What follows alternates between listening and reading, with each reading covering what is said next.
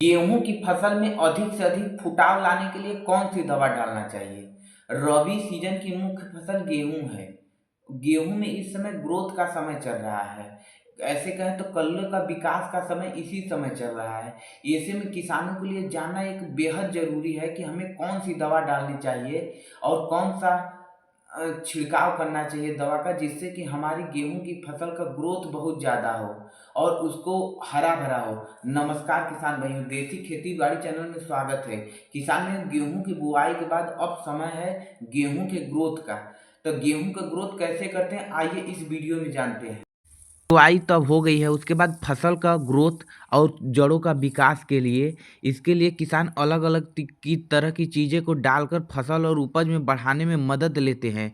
देश के कई राज्यों के किसान गेहूं की खेती बड़े पैमाने पर करते हैं। इसमें कई किसान को गेहूं की फसल में बम्पर उत्पादन होता है, तो कई किसानों को गेहूं की फसल में कम उत्पादन मिलता है। इससे किसानों को नुकसान हो जाता है। इसका मुख्य कारण फसल के फुटाव में या कल्लों के विकास के समय फसल में पोषक तत्व का न मिलना।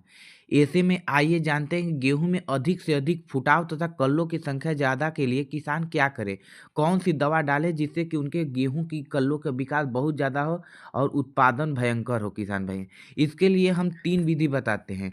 यह तीनों में से कोई आप एक अपनाएंगे तो आपका फसल का बम्पर उत्पादन पहला होगा। रबी सीजन का मुख्य फसल गेहूं की फसल है।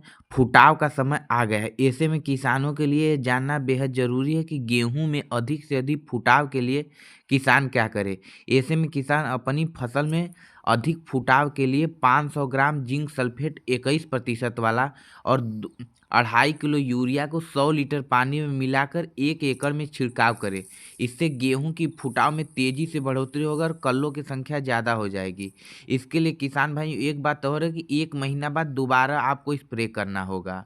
इससे आप देखेंगे कि आपकी फसल के समान वृद्धि होगी और दाने की बनावट भी बेहतर होगी। दूसर का नियम है कि 1 या 2 साल पुराने जिंक सल्फेट का प्रयोग करने से फुटाव अधिक होता है, साथ ही उत्पादन में वृद्धि होती है। इसके अलावा गेहूं की फसल में जब फुटाव बढ़ने लगे तो ए, एक बार सिंचाई करना चाहिए। साथ ही गेहूं की फसल में अधिक फुटाव के लिए आप कैल्शियम नाइट्रेट का प्रयोग कर सकते हैं। कैल्शियम की कमी होने पर पौधे के जमीन पोषक तत्व को नहीं ले पाते हैं, जिससे फुटाव अच्छे से नहीं हो पाते हैं। इसलिए आप गेहूं की फसल में 10 किलो कैल्शियम नाइट्रेट प्रति एकड़ से प्रयोग करते हैं तो आप देखेंगे कि आपके गेहूं के जो विकास है बहुत ज़्यादा हो गए, कल्ले बहुत ज़्यादा हो गए, आपका उत्पादन भी बहुत भयंकर होगा किसान भाइयों।